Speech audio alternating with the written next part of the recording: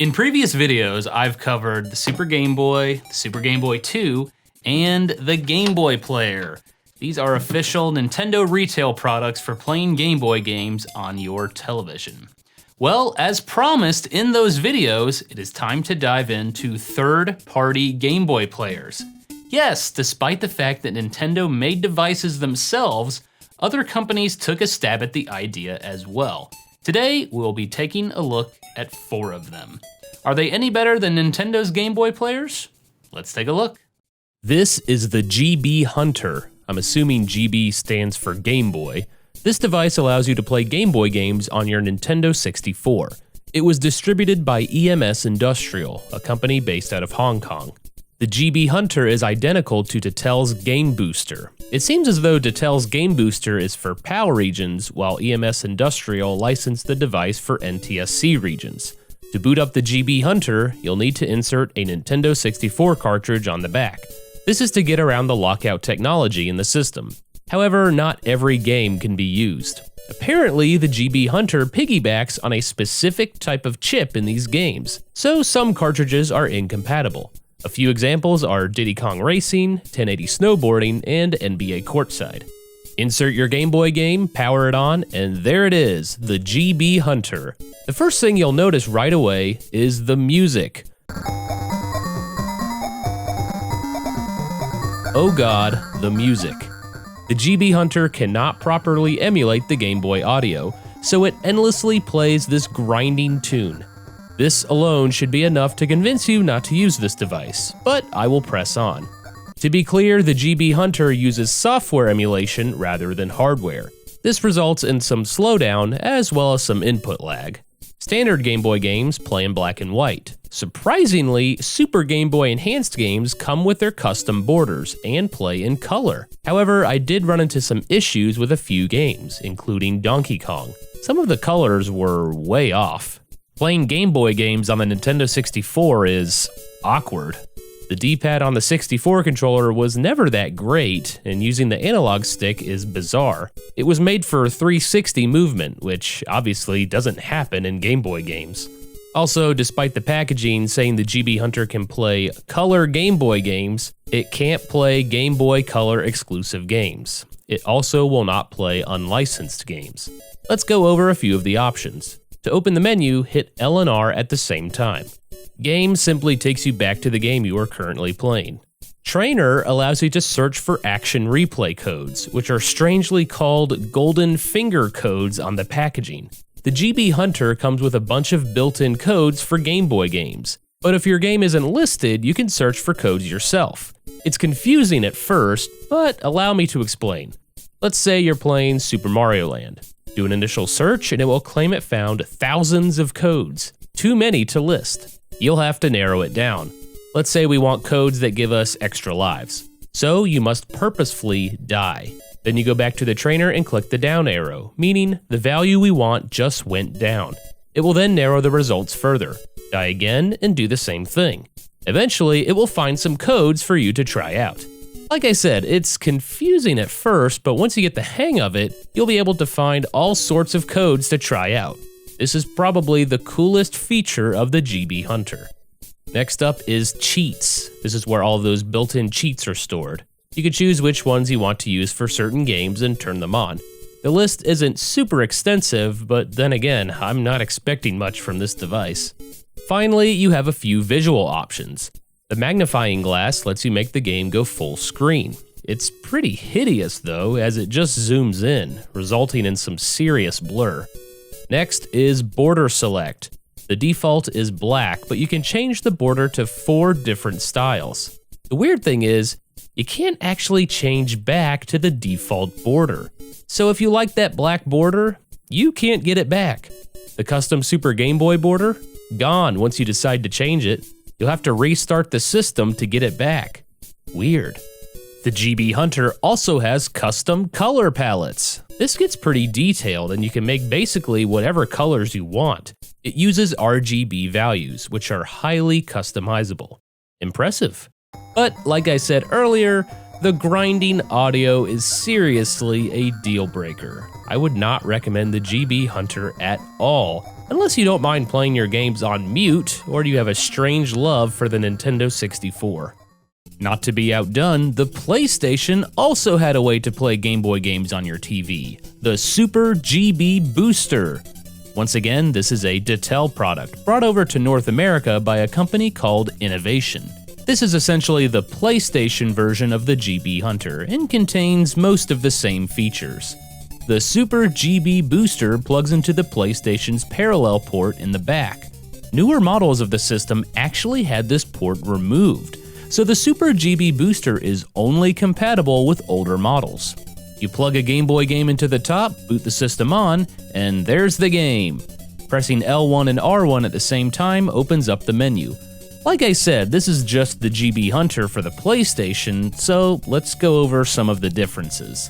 Game accesses the game, Cheats lets you turn on or off cheats, and Trainer lets you search for cheat codes. No surprises here. Next is Palette. This is where you can modify the color palettes in the game. It's actually not as robust as the GB Hunter. It only gives you one palette instead of 3. But it is a little more fun using these paint cans to customize the colors. The options menu has a few options. Screen size lets you zoom in on the picture, but it doesn't look great. Border lets you change the border around the game. The default is this rainbow image. Border 1 is just the option menu background, and Border 2 is the color palette background. And that's it. The Super GB Booster also supports the custom Super Game Boy borders. Color mode lets you turn on or off the Super Game Boy custom color palettes and border. Video sync seems to make everything run a little smoother. Maybe. It's hard to tell what exactly this option does. The manual doesn't mention it at all. Frame skip does what it says. It can skip frames, up to 5. This can come in handy if the game you're playing is running extremely slow. Save backup is a mystery to me. I've tried everything to get this to work, but it usually errors out. Sometimes it saves, but I'm not sure what it saves exactly. I'm assuming it makes a save state of your game on the PlayStation memory card. The manual doesn't mention anything either. Who knows? And finally, there is CD player. Rather than loop an awful audio track over and over, Super GB Booster emulates no audio at all. However, the Super GB Booster allows you to listen to CDs while you play. That's kinda cool. If your library of Game Boy games doesn't satisfy you, the Super GB Booster has a built-in game. Yes, it's called Rebound. To play, you just plug in the device without a Game Boy game. Your goal is to pass this ball back and forth while getting around these blocks in the middle. Not great. Not bad. It's a game. And that's the Super GB Booster. If you wanted to play your Game Boy games and you only had a PlayStation, this device will do it. Otherwise, pass. Here we have yet another accessory from Detail, the Advanced Game Port. It seems Detail was committed to playing Game Boy games on your television. Detail licensed the product to Intech for distribution in North America. It retailed for $30, about $20 less than Nintendo's Game Boy player. It also came out 6 months after the Game Boy player. The Advanced Game Port plugs into the second memory card slot in your GameCube, and, along with a special disc, allows you to play Game Boy Advance games on your television.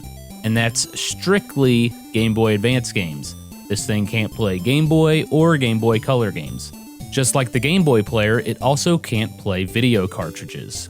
While Nintendo's Game Boy player used hardware to play your Game Boy games, the Advanced Game Port uses software emulation. This results in some compatibility issues and subpar quality, but overall it's decent. Borders are non-existent. The default purple and white border is it. You can zoom into the screen or adjust the screen position, but nothing else. One cool feature is that you can create save states of your games using the GameCube memory card. This is handy for games with no save feature. Unfortunately, it takes about 50 blocks to save, which is insane. My gray memory card can save exactly one game state, and that's only if I have nothing else on here.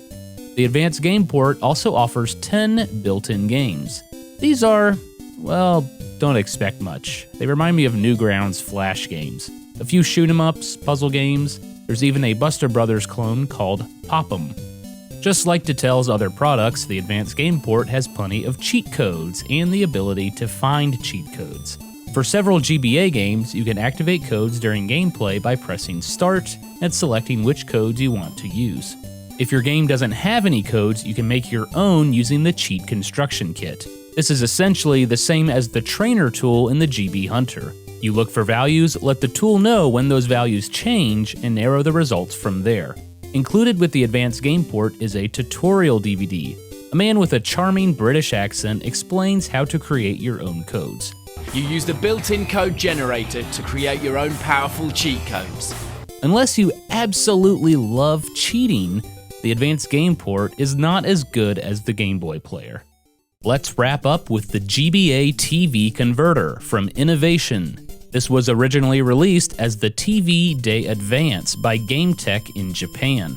With a simple mod, it converts your Game Boy Advance to have composite output, so you can hook it up to a television. Unfortunately, actually getting it to work is a problem. To install, you'll have to replace the back cover of your GBA with this. Inside is a ribbon cable that has a push-on connection to the Game Boy Advance's video out, and the connection is bad. It's totally dependent on whether the connectors are touching. This results in really poor video quality. Once you get the back cover on, you hook this into the back, which locks into the battery compartment. Plug in the AC adapter, power on the GBA and the converter, and there you go. There's also a picture switch that will make the image bigger on your television. The good news is, this device plays everything the Game Boy Advance can. GBA games, Game Boy Color games, and yes, you can finally make illegal copies of your favorite video cartridge. In theory, the GBA TV Converter is a neat idea, but the cable connection is so bad, you'll be lucky to get it working. And when you do, the quality is subpar. Alternatively, you could solder the connection in, as recommended by the site Retro RGB, but that's just not worth it to me. According to the price sticker, this thing cost $54.99. Yikes! I'll stick with the Game Boy player. Well, there you have it, third-party Game Boy players. Are any of them worth getting? Absolutely not. If you want to get the best experience for playing Game Boy games on your television, the Game Boy player with custom homebrew software is the way to go. You can play the entire Game Boy Color, and Game Boy Advance game library. It's very customizable and the quality is outstanding, especially if you have access to the GameCube component cables. But for nostalgia purposes, I always like to play my original Game Boy games on my Super Game Boy 2. That's all for this episode of The Gaming Historian. Thanks for watching. Funding for Gaming Historian is provided in part by supporters on Patreon. Thank you.